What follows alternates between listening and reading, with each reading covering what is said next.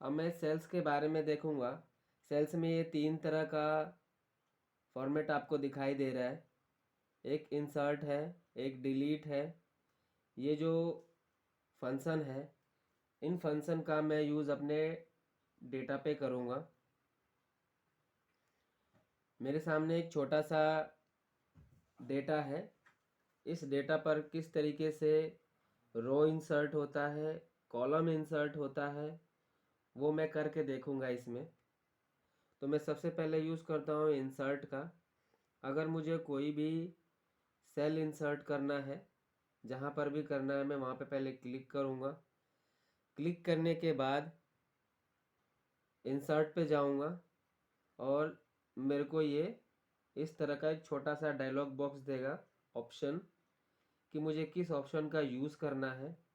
अगर मुझे पूरा का पूरा डाउन शिफ्ट करना है तो मैं ऐसे डाउन शिफ्ट करके वहाँ पर सेल क्रिएट कर सकता हूँ।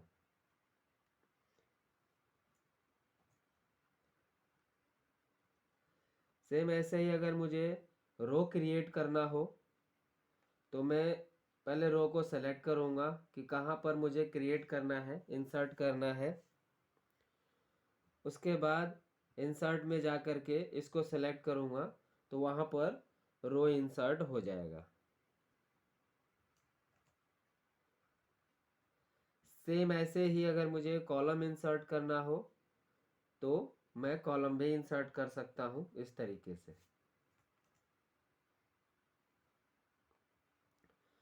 और अगर मुझे शीट इंसर्ट करना हो तो मैं शीट भी इंसर्ट कर सकता हूँ। आप देख सकते हैं इस पूरे वर्कबुक में एक ही शीट है। मैं इंसर्ट पे जा कर के इंसर्ट शीट करूँगा तो एक और शीट इसमें क्रिएट हो जाएगी। मैं जितने चाहूँ उतने शीट यहाँ पर बना सकता हूँ। ऐसे ही हम डिलीट के फंक्शन के बारे में देखते हैं। आप देख सकते हैं जितने भी यहाँ पर इसके ऑप्शन दिखाई दे रहे हैं वो डिलीट से रिलेटेड है। अगर मुझे कोई सेल डिलीट करना हो, अगर मुझे ये सेल डिलीट करना है तो सेलेक्ट करने के बाद मैं यहाँ पर डिलीट सेल में जाऊँगा और इस पर क्लिक करके इसका ऑप्शन यूज़ करूँगा और ओके कर दूँगा तो वो सेल जो है वो डिलीट हो जाएगा।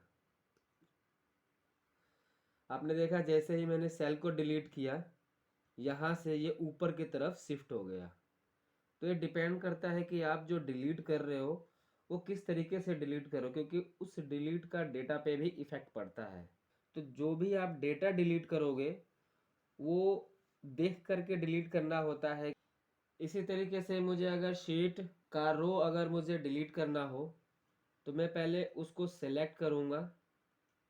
सेलेक्ट करने के बाद मैं डिलीट पे जाऊँगा और फिर रो को डिलीट कर दूँगा। सेम ऐसे ही अगर मुझे कॉलम डिलीट करना हो तो कॉलम को सेलेक्ट करूँगा और यहाँ से उसे डिलीट कर दूँगा।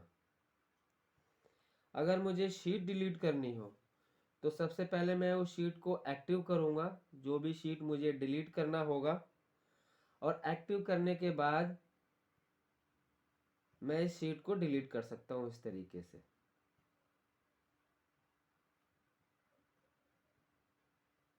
तो अभी तक जो हमने इंसर्ट और डिलीट किया वो बिना टेबल वाले फॉर्मेट के डेटा पे हमने किया।